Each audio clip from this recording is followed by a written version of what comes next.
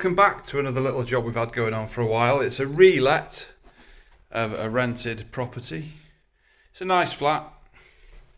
It's not in a very nice area but it's a very nicely done flat. It was absolutely trashed by the last occupant, and we've been tasked with sorting the heating out, sorting the kitchen out, sorting the bathroom out, and getting it livable again. It's one thing that always fascinates me about plumbing is Friday you're working on the cutting edge of heating systems, you've got a huge budget to work with, the client wants the best, and then Monday morning you're here on site fitting a £20 tap on a £30 basin and trying to make a silk purse out of a sow's ear. So we get to see both sides of the coin quite a lot, from one extreme to the other. I mean, this is about as cheap as it gets on an installation. This whole bathroom is absolutely trashed. Toilets existing, the customer's just cleaned it. The painter on site went and pissed in the toilet for the week he was here without it being connected. Don't know why you do that, but he did it. And because we're on a third floor flat, we had no way to get rid of it, so I've just had to fit that full of piss, stinking, trying to not get it all over the floor. Absolute nightmare. Basin, pipes are existing, nothing's been changed, just one out, one in. We'll obviously sort those out, they'll get painted so they disappear. P-bath, there was a window there, but we had that bricked up and plastered over because obviously the tenants were getting water on the window and it was just rotting away and getting disgusting. Same again there, it was a 1500 bath, so there's a 200 gap there with a wooden shelf, and again that just went rotten and smelly, so we put a 1700 bath in. Now this is the kitchen. There used to be a doorway there, but that got bricked up, and the client, the landlord or the landlady, she's done all the kitchen herself, all the tiling herself, fitted the whole lot.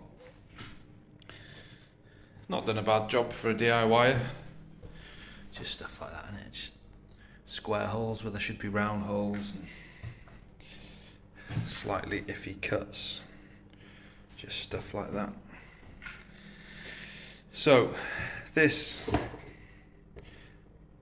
tap is an absolute pile of shit. It looks alright from 10 paces. It looks expensive, but you get up to it. This is just, the weight on there is not heavy enough to pull it back down. This is all starting to fall apart already. This is just wobbly, and that's just made of the cheapest chrome plated steel that money can buy. So £28 they paid for that. I reckon that's going to last about 6 months. Give it a year tops and that'll be knackered. This is a threaded bar on there, but because it's thick worktop it didn't reach all the way through, so we had to countersink the nut into there. It wasn't too bad, but it's just more time wasted, isn't it? So inset sink, gonna glue that in there, no way to clip it on.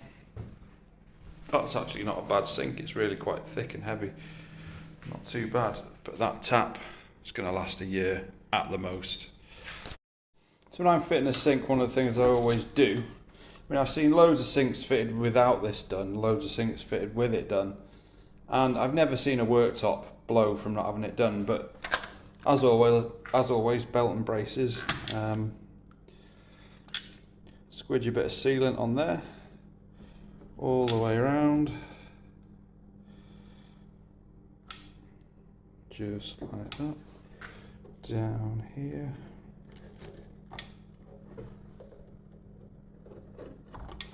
One down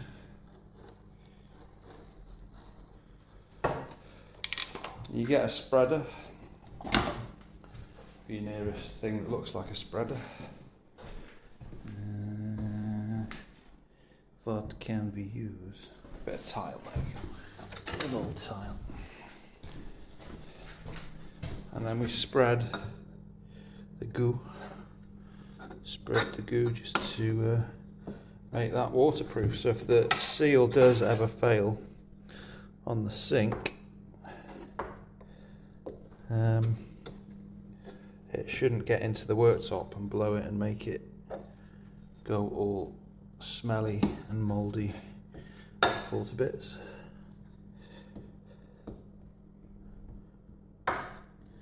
It's as simple as that. So for those of you playing along at home, of course, every rented house has an Ideal Logic Combi or a Biasi, so this one's got the Logic. They're not really a cheap boiler anymore. The last one I bought was about 1200 quid with the VAT, maybe a bit more with a 10-year warranty, so kind of comparable to a Vaillant, so not really a cheap boiler anymore. But you see them a lot fitted on grants and in cheap properties, and I've never really fitted Ideal, so I don't know the price history of them, but I'm guessing they must have been a cheap boiler at one time. So yeah, it works. It's fitted to a Ideal wireless controller, not open therm or anything like that, no weather compensation. It's just turn it on, let it rip, and it does what it does. So we've been on site a day, we've got most of it done. Toilets in, basins in, baths 90% in. Problem with the trap, because it's a cheap bath with no design thought gone into it whatsoever. By the time you got the bath set to the panel height, there's about that much space underneath it to get a trap. You just can't fit a trap in without cutting the floor in. I didn't notice when I fitted it before it got tiled. So 50% my fault, 50% rubbish bathroom fault. We've got to tomorrow get the screen in and the towel rail on. Not much of a bathroom guy, to be honest. I do quite a lot of bathrooms, but I don't really enjoy doing them. I'm more of a heating and boiler kind of person. So yeah, and another problem coming this way. The same story when you're fitting cheap stuff. Fitted the waste as supplied with a sink into the sink, and it just doesn't fit a McAlpine trap, so God knows how you meant to do it. They supplied this donkey's dick with it. How that's meant to work, but it's going in the bin. We're just going to get a basket strainer for there, and we should be done at some point tomorrow.